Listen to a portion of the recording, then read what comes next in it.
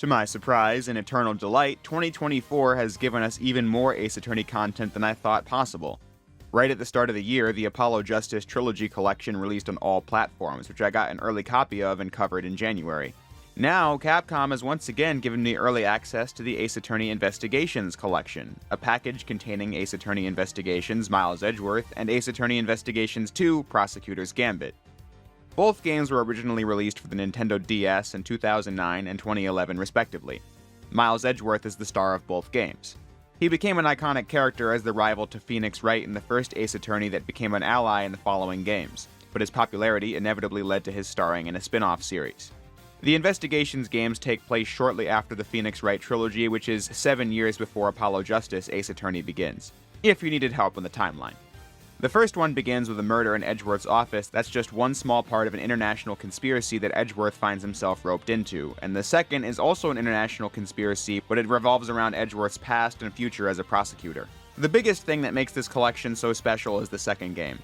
The first one came out on DS in 2009 and then mobile devices in 2017, but the second game was a Japanese exclusive. It never got officially translated and released worldwide.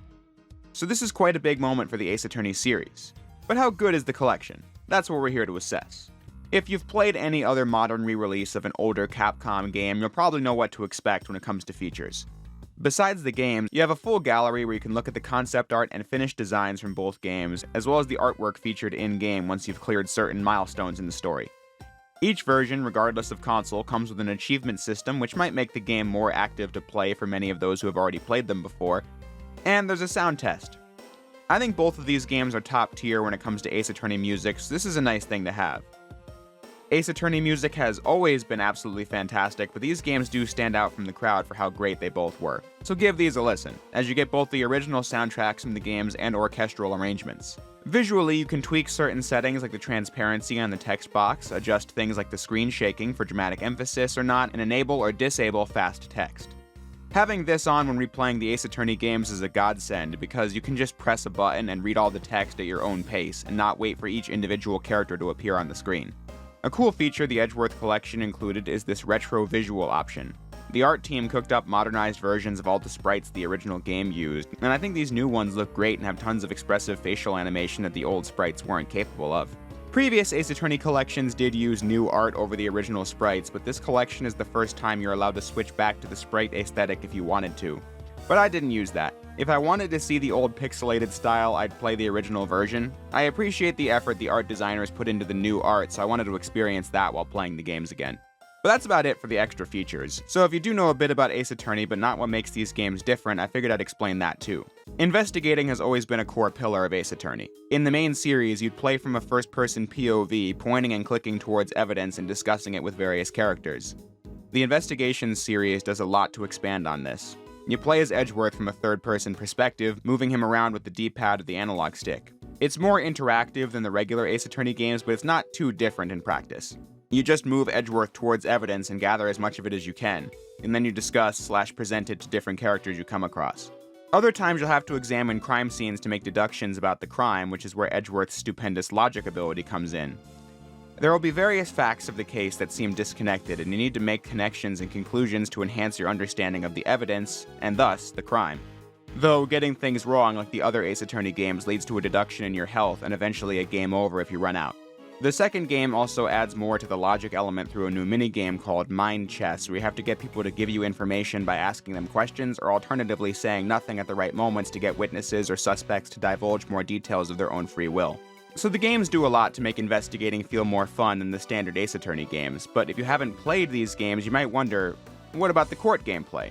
The court segments were the bread and butter of Ace Attorney, and I can say worry not. Once you have all the evidence you can gather, you can get into arguments and rebuttals, which is the exact same thing as testimony and cross-examination from the main series. Your opponent will make their argument, and in the rebuttal, you can press each statement of the argument in the hopes of getting more info out of them, and when you find the contradiction, you give the classic OBJECTION! As the games go on, the contradictions will be harder to solve, and the opponents will have counter-arguments that the characters may not be able to refute at times, which sends you back to the drawing board to look for more evidence. But regardless, the games are absolutely Ace Attorney games at their core. Though I will say, as far as my Ace Attorney tier list is concerned, the first Investigations was never really one of my favorites. It wasn't bad or not a good story, it's just that the international conspiracy plot didn't grab me as much as some of the other games in the series with more personal stakes for the protagonists. But the second Investigations was an absolute blast, specifically because it had the element of personal drama that made it a really compelling playthrough. Both games are worth playing, and both are good games, but the second one absolutely gets my vote for which one's better. And another thing that these games do is that they're the most grounded Ace Attorney games as well.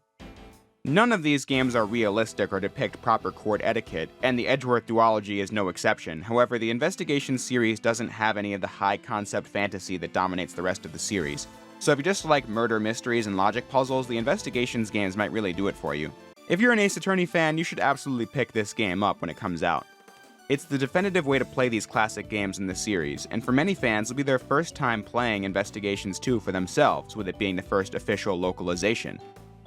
That's exciting in and of itself, but it's just a well-done collection that is more than worth buying if you're a fan of the series. And if you haven't played any of the games or just haven't played the Edgeworth duo, try the demo.